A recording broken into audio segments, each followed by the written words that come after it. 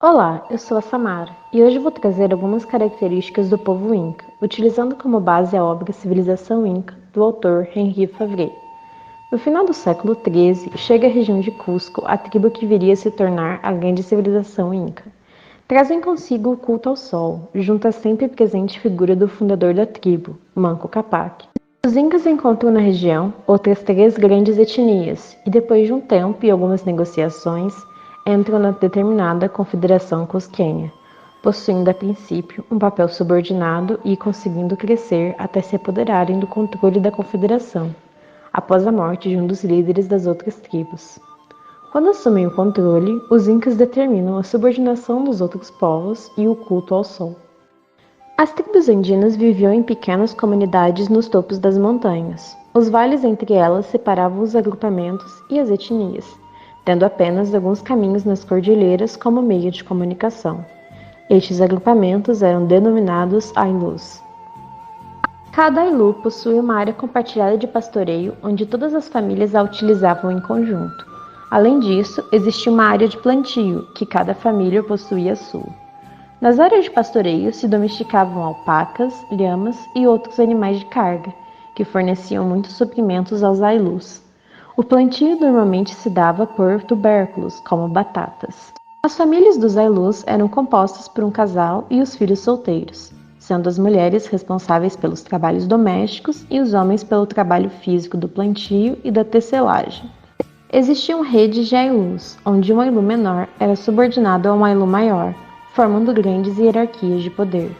É importante citar que cada Ailu possuía um líder, denominado Curaca, e um guia espiritual, denominado Waka. E assim como os Ailus estavam dentro de uma hierarquia de poder de outros Curacas e Wakas, de Ailus subordinados e subalternos. Os homens dos Ailus deviam trabalho para seu Curaca, e isso era chamado de corveia. Todos os homens deveriam participar de um sistema de trabalho rotativo para seu líder, e em troca receberiam comida e outros utensílios. Existem ainda duas outras categorias de pessoas que vão ser extremamente importantes para a economia do Império posteriormente. Trata-se dos Ianas e das Áquilas. Os Ianas eram homens de outras etnias tomadas pelos Incas para servirem aos governantes, em um trabalho quase servil, mas ganhavam em troca casa, comida, animais e utensílios. Já as Áquilas eram adolescentes levadas aos templos do sol, onde lá ficavam durante um período, e posteriormente se tornavam mulher do imperador ou continuavam no templo, onde se dedicavam ao trabalho da fé e da tecelagem. Como os Incas não tinham sistema de escrita nem literatura, a tradição oral se fez muito importante. As músicas serviam de ponte para a transmissão de epopeias e dos ritos religiosos, e era feita por meio de instrumentos de sopro, chocalhos, conchas marinhas e tambores. As danças também eram elementos bem marcantes da cultura. A astronomia era outro elemento importante da cultura inca. Um ano inca correspondia ao ano lunar, marcado por 12 luas, o que era um problema quando comparado ao ano solar, pois estes não se sincronizavam.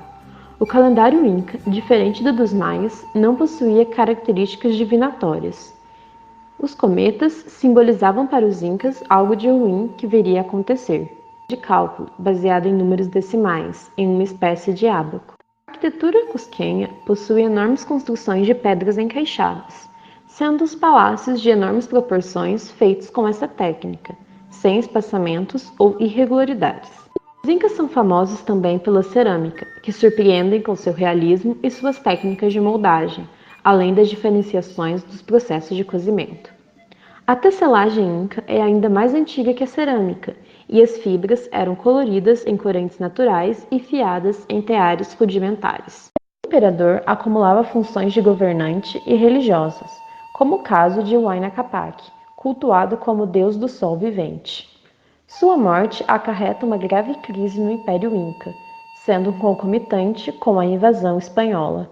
Quando o imperador morria, o império passava por um momento de crise e conflitos na tentativa de ascensão ao trono, e só voltava à estabilidade quando o novo governante era escolhido.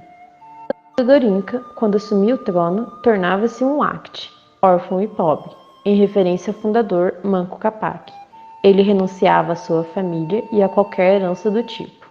Existiam ainda diversos cargos que vinham abaixo do imperador na hierarquia, como os Apu, membro do Conselho Real, os Turkirikik, governantes das províncias, e os Kipikamayok, responsáveis pelos registros e pelo censo. Estes cargos não recebiam salário por seu trabalho, porém recebiam do governante terras em seu lugar de origem, casa, animais e utensílios.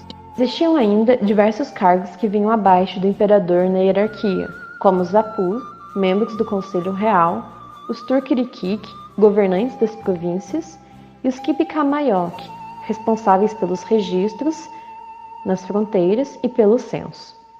Estes cargos não recebiam salário por seu trabalho, porém recebiam do imperador casa, terras em seu lugar de origem, animais e utensílios. Os curacas vão perder de certa forma a sua importância durante este período, pelos deslocamentos dos povos das terras, prática importante para manter de certa forma a estabilidade do império.